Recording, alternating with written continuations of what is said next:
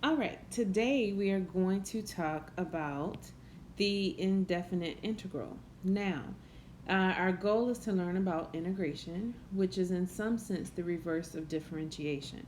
Now, we've been talking about derivatives for a while now, so you are experts in that area. So now we are going to become experts in integration. So let's get started. So let's start out with the definition. An antiderivative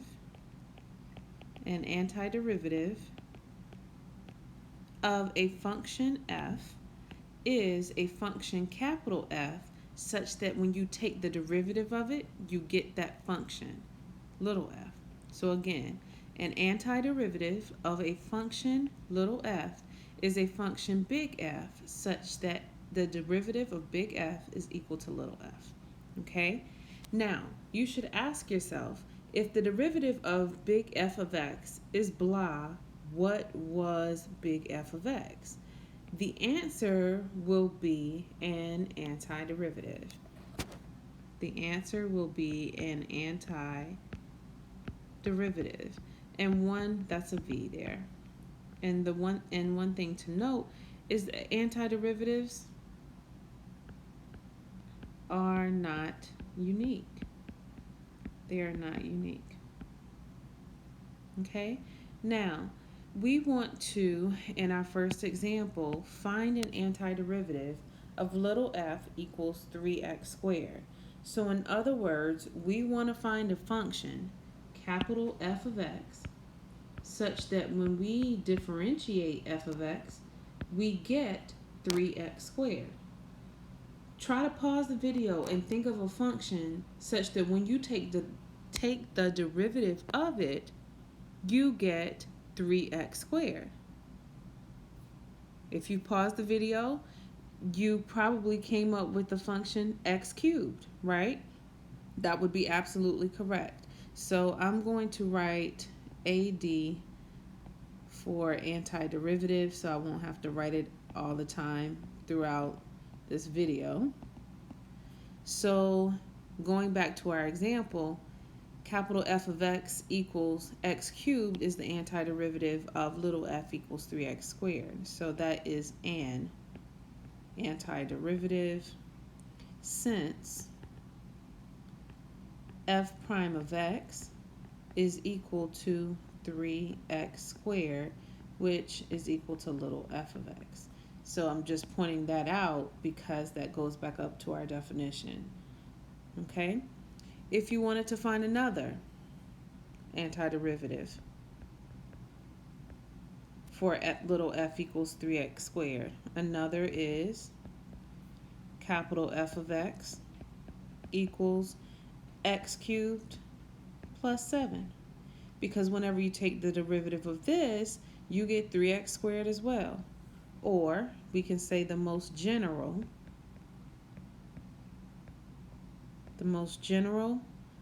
antiderivative is f of x equals x cubed plus c, where c is any constant. Okay? Now, another example. Let's find an antiderivative of little f equals 2x plus 7.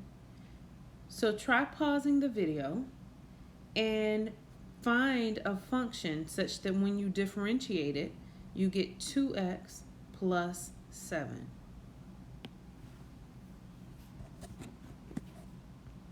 An antiderivative of that function is equal to x squared plus 7x, since we have capital F prime of x is equal to 2x plus 7. Okay? The most general, and you need to get in the habit of finding the most general antiderivative. The most general antiderivative is given by capital F of x equals x squared plus 7x plus c, where c is any constant. Okay? Now, we want to learn another definition. So, let's start here at the top of the page. And we have the indefinite integral. The indefinite integral. The indefinite integral is the set of all antiderivatives of a function. It is denoted as the elongated s, it's an elongated s, f of x dx, and is read as the indefinite integral of f of x with respect to x. Okay? Notation wise, again, this is the indefinite integral of f of x dx. Here, f of x is called the integrand. F of x is called your integrand, and dx is called the variable, or x is called the, not dx, x is called the variable of integration. So you're integrating with respect to that variable. Okay? Now, there are a lot of rules that you will need to know, and I suggest you memorize these because you're going to need to know them. You need to know all of these. So we'll go through them one by one. So the integral of x to the n dx is equal to x to the n plus 1 divided by n plus 1 plus c, provided that n is not equal to negative 1, right? Because we cannot divide by 0. Now note that here, if you take the derivative of this function, you're going to get x to the n.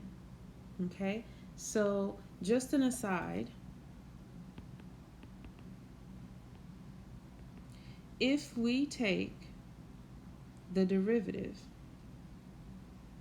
of x to the n plus 1 over n plus 1, let's make that plus c, plus c, then that's going to give us, remember we're differentiating with respect to x, so the n plus 1 is just acting like a constant. So that will give us n plus 1, x to the n plus 1 minus 1, that's the power rule, divided by n plus 1, because that was there, plus the derivative of c, which is in fact 0, because it's just a number. It's just a constant. So we can, instead of writing c prime, let's just go ahead and write 0, because that is what it is. The n plus 1's cancel, and you have x to the n, because 1 minus 1 is that. Notice that this here is your integrand. So notice that whenever we are finding the indefinite integral, it's the same thing as me asking you what is the most general antiderivative. Okay? Now, the case where n is equal to negative 1 here, the integral of x to the negative 1 dx is equal to the natural log of the absolute value of x plus c. Or, in other words, the integral of 1 over x dx is equal to the natural log of x plus c. And this should make sense, right? Because if you take the derivative of this, the derivative of the natural log of the absolute value of x just gives you 1 over x. The derivative of c is 0. So you get your integrand back when you differentiate the right-hand side.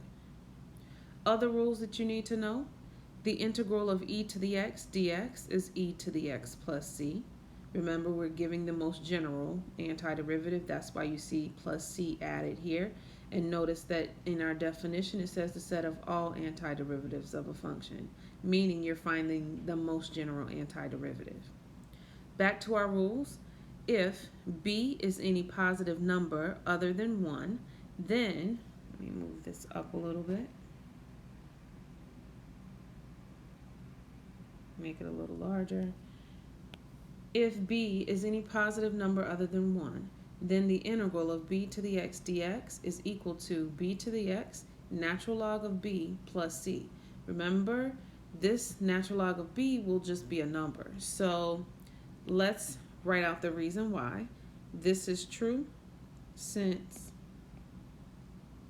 the derivative with respect to x of b to the x over natural log of b is equal to, remember the derivative of b to the x is b to the x natural log of b, and then we have to divide it by natural log of b because we were dividing by natural log of b here.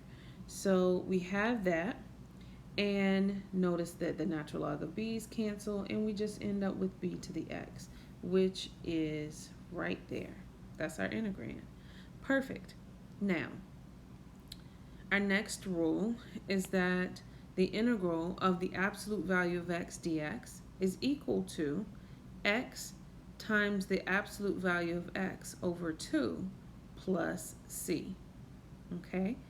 The integral of f of x plus g of x dx is equal to the integral of f of x dx plus the integral of g of x dx, and the integral of f of x minus g of x is equal to the integral of f of x dx minus the integral of g of x dx. So here you have your sum and difference. You have your sum and difference rules for indefinite integrals. Okay? Now that we know our rules, there's one more. Let's go over that.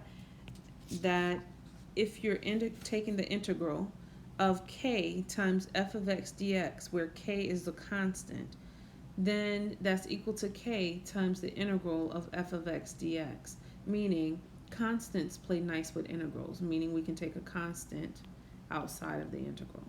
Okay, only a constant. So now let's look at some examples. Okay, so you may want to make sure you have your rules from the previous page. Print it out so you can see which rules I'm referring to whenever we go through these examples. Okay, so the integral of x to the 7th dx is equal to x to the 8th over 8 plus c. We are using rule number 1. We are using rule number 1 from the previous page. Okay? And that's your final answer here. Remember, a way to check to see if that is your correct answer, take the derivative of it to make sure you get your integrand back. That's a way you can always check. Okay? Now, our next example, we want to find the indefinite integral of -5 dx. Okay? Remember, constants play nice with integrals, meaning we can take that constant -5 outside of the integral. We can make that a little bit better. That's an integral. Then we would have 1 dx. Now, what function do we need to write down such that when we take the derivative of it, we get 1? Well, that's going to be -5 times x plus c, because we want to find the most general one. So that's going to be -5x plus, or minus, that should be minus, 5c. But because this here is just a constant, I can just write this as -5x plus, what do you want to call it, d, where d is a constant. Okay? Now, next up, we want to integrate x plus x cubed dx. When, in other words, we want to find the most general antiderivative. Well, remember, so just a reminder, we use rule number 7 here, using rule number 7 for part B. So that's what we use there.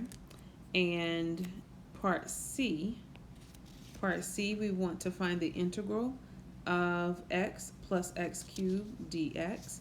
So in this one, we are going to use rules 1 and 6. So that was your final answer here in B. So this is equal to, so that's equal to the integral of x dx. This is rule number 6 because we have a sum that we're integrating, so it's the sum of the integrals respectively. And now we use rule 1. So this antiderivative, the antiderivative of x, would be x to the 1 plus 1 divided by 1 plus 1 plus x to the 3 plus 1 divided by 3 plus 1, all of that plus c. That's going to be x squared over 2 plus x to the 4th over 4 plus c.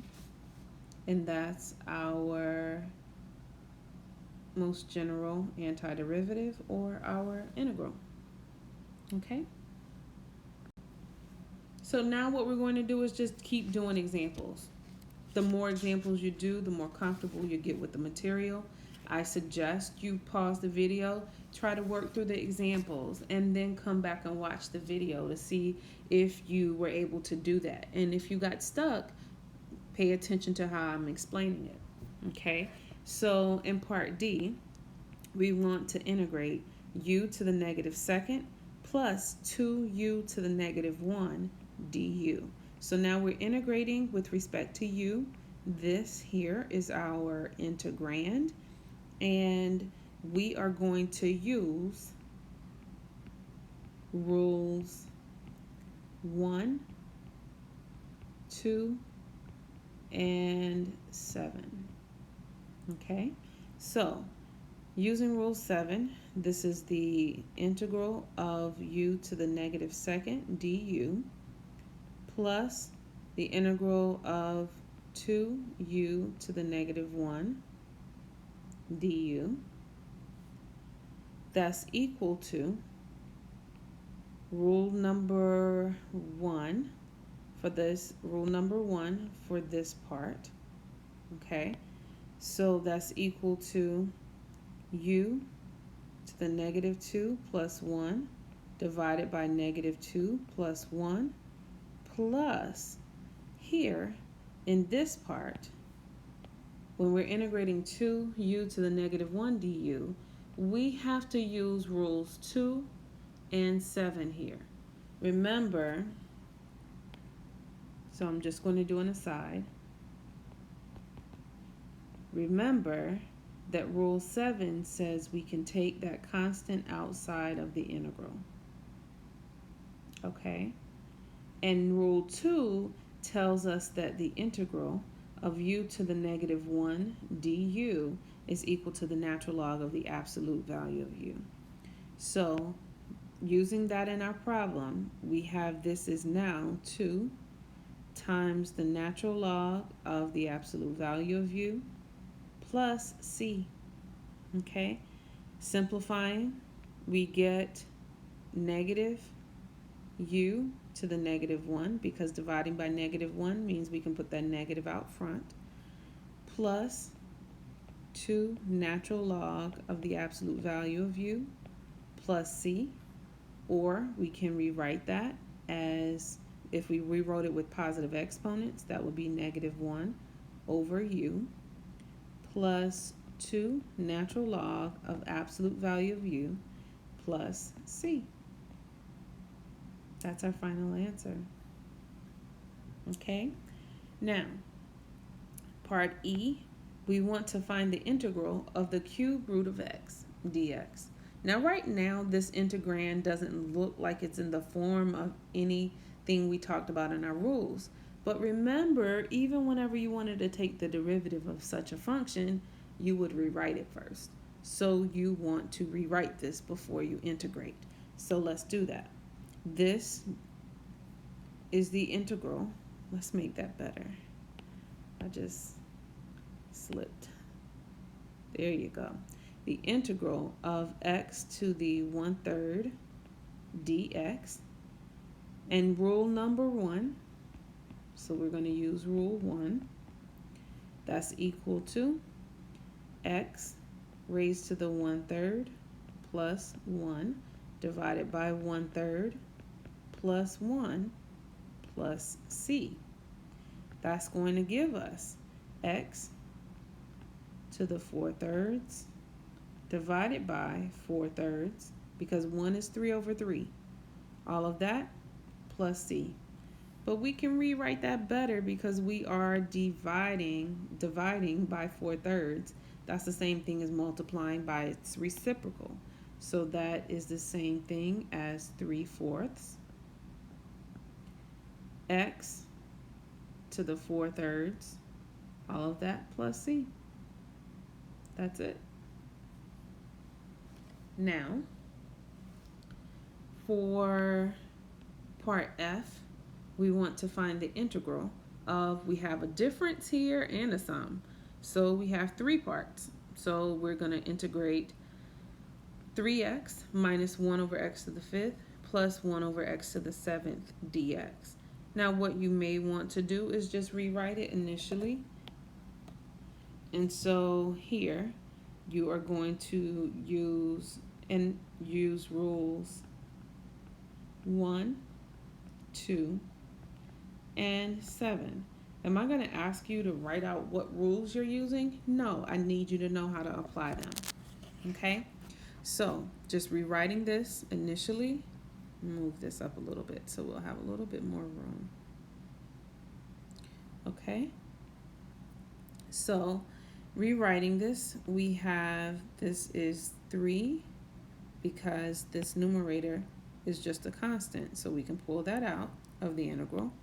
3 times the integral of 1 over x dx minus the integral of 1 over x to the 5th.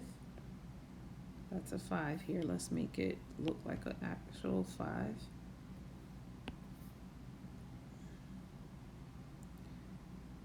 Dx, and then plus the integral of 1 over x to the 5th. Not x to the 5th, that should be x to the 7th.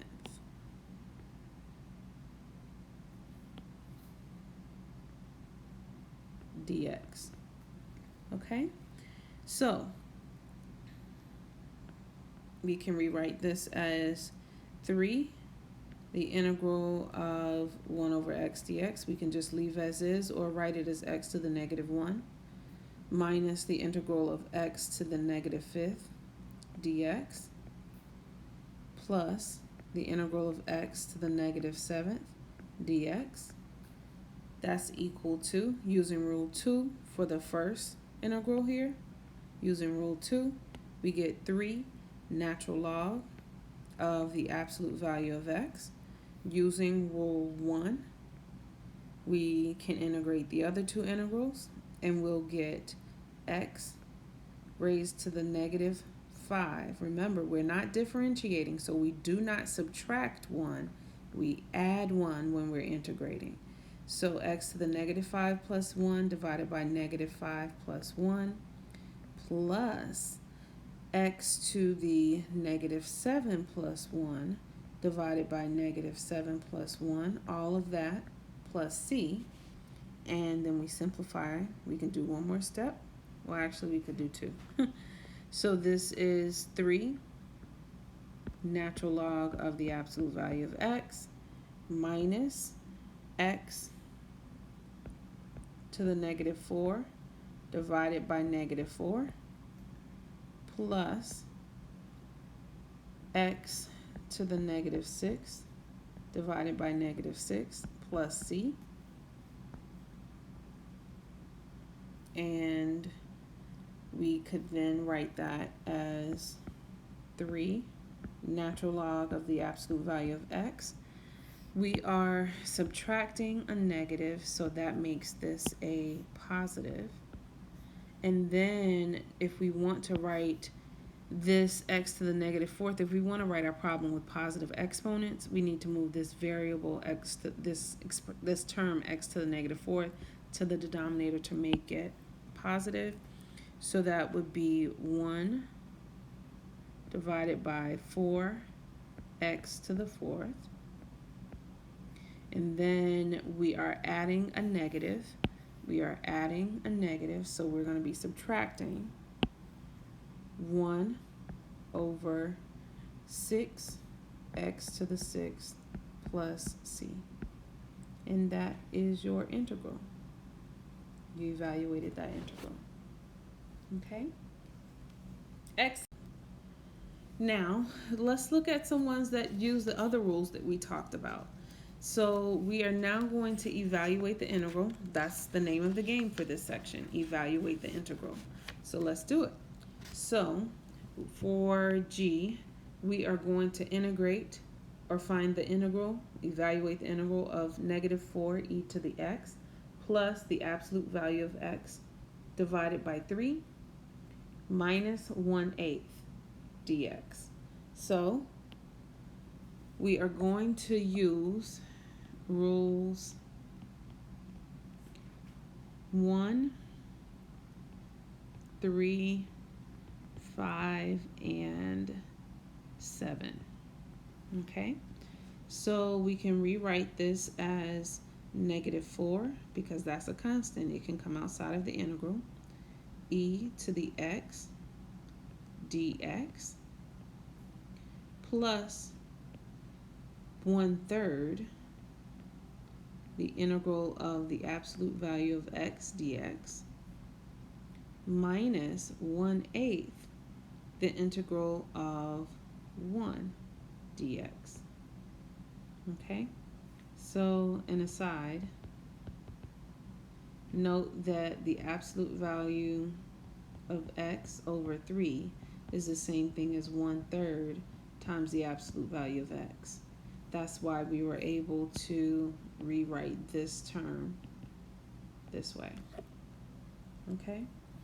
Now, back to our integration. Remember, the integral of e to the x dx is just e to the x plus c technically, but we're going to add that c at the end. So this is -4 e to the x plus 1/3. The integral of the absolute value of x is x times the absolute value of x divided by 2 minus 1/8. The integral of 1 dx is x because the derivative of x is 1, which would give you your integrand. All of that plus c. So the only thing we can do at this point is just simplify the second term. So we get -4e to the x plus x times the absolute value of x divided by 3 times 2, which is 6, minus x over 8 plus c. That's your answer. Integrals are exciting. They're a lot of fun. Okay, so part H here, you want to integrate 1.1 to the x plus 2 to the x dx. Now remember, these are not you can't use the power rule. So you cannot use 1, you can't use 2. Here is different because these are exponential functions where your base b is this constant 1.1 and here is 2. So in this problem, you are going to have to use rules 4 and 6. Okay, you're going to use rules 4 and 6. And in this other problem, we definitely use Rule 6. Anytime you have a sum or difference, you're using those rules. Okay? So this is equal to, just rewriting it, the integral of 1.1 raised to the x dx plus the integral of 2 to the x dx. And by rule number 4, that's going to be 1.1 to the x divided by the natural log of 1.1. I'll write it like this so you won't think absolute value. Okay. And then we're going to add to that the integral of 2 to the x dx is 2 to the x divided by the natural log of 2.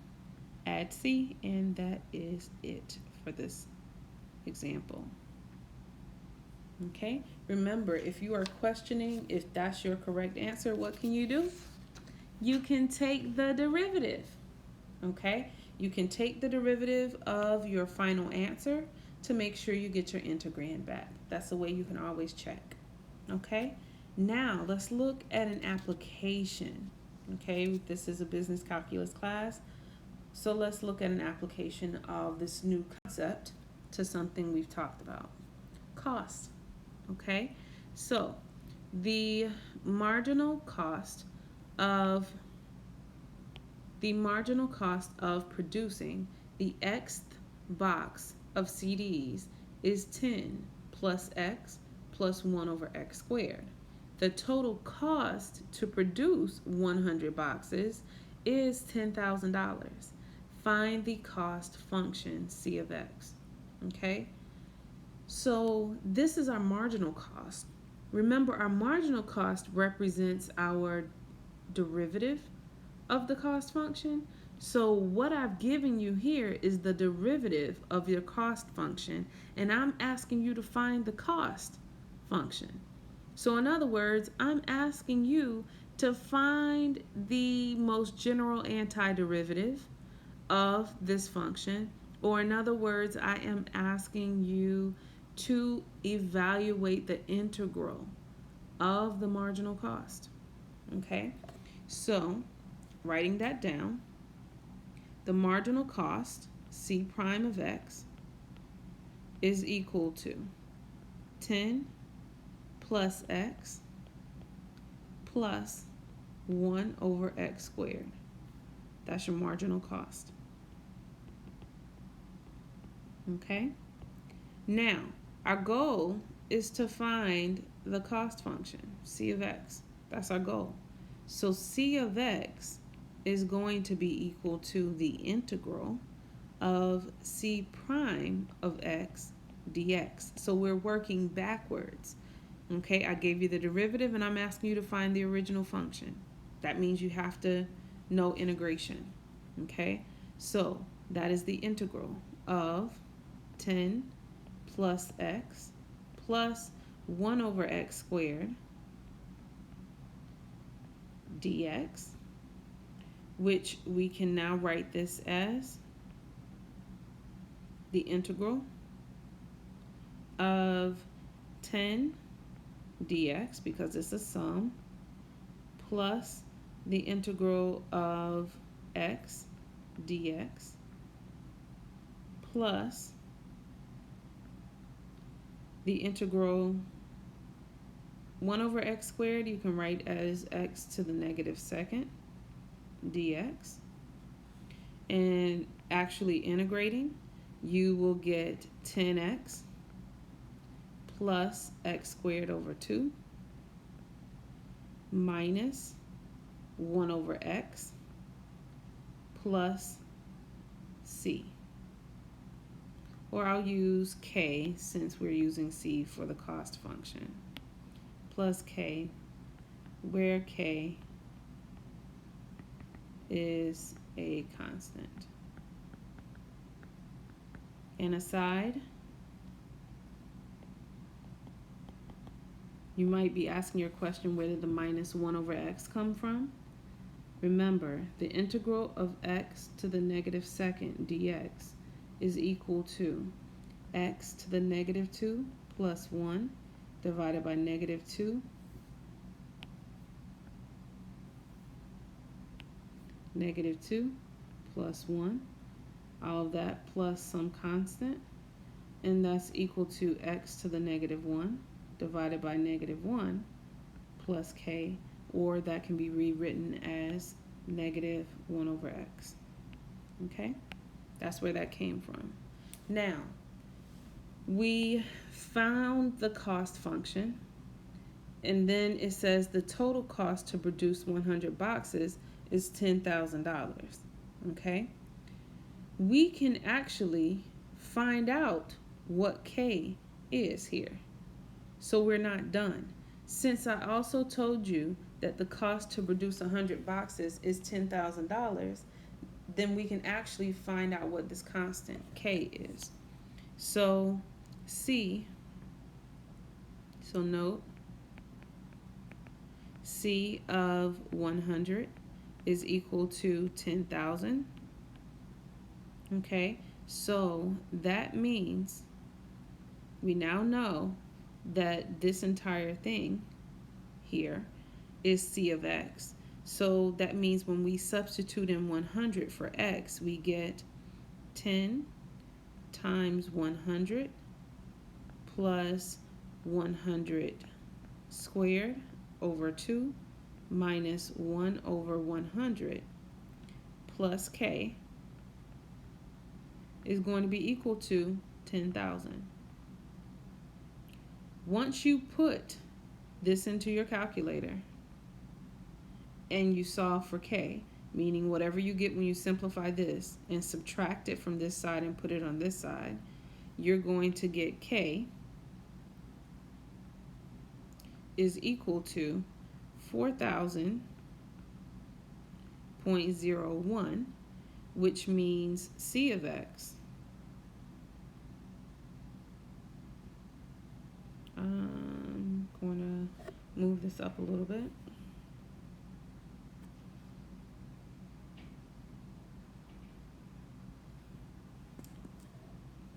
Okay, so C of x is equal to 10x plus x squared over 2 minus 1 over x, and instead of k, writing k, we can actually write down what we found k to be, which was 4,000.01. And this here is your cost function. Okay? Other information that you'll need to remember: if s of t is the position function of an object at time t, then the velocity is your first derivative, is your derivative of your position function. Your acceleration is your second derivative. So now, translating all of this information regarding position, velocity, and acceleration into integral form, your position function s of t is just the integral of your velocity, right? Because you would take your first derivative, integrate it, that's going to give you your original function. Now, if you need to find your velocity, that's going to be the integral of your acceleration. So make sure you understand this. You'll see all of this information again. Let's go through an example applying what this is talking about in this recall and the note. On the previous page, it says s of t is going to be the integral of your velocity. Okay? Here, in this problem, we have the velocity of a particle moving in a straight line is given by v of t equals 3e to the t plus t. This is your velocity. So I've given you your first derivative of your position function. Find an expression for the position s after a time t. Remember, so going back here to find your position, we now have that s of t is the integral of your velocity v of t dt, or in other words, that's equal to the integral of 3e to the t plus t dt. And by now you should know those rules for integration. And here you're going to use rule 6, rule 4, and rule 7. Okay, so that's equal to 3, the integral of e to the t dt, plus the integral of t dt. That's equal to 3 e to the t plus t squared over 2 plus c. That's it. This is your position function. Now, part B says, given that s is equal to 3, given that your position function is 3 whenever t is equal to 0, find the constant of integration c, and hence find an expression for s in terms of t without any unknown constants. So in part A, we found the position function, and then we had this unknown constant c. The information I've given you in part B gives us a chance to find out what c is. Okay, so we know that s of 0 is equal to 3, but on the other hand, we can just plug 0 in to our equation from part A, and we get 3e to the 0 plus 0 squared over 2 plus c. This means 3. We bring this 3 down, so that means 3 is equal to e to the 0 is just 1, right? So that's equal to 3 times 1 plus 0 plus c. So in other words, 3 is equal to 3 plus c. And we can subtract 3 from both sides and get c is equal to 0. Therefore, we have our position function is equal to 3e to the t plus t squared over 2 plus 0. But because we're adding 0, we don't have to write it. And that's your problem. That's it. That's the indefinite integral. Make sure you go through this section, watch the video again, make sure you work through the homework problems. It's a very important section. Have a good one. Bye.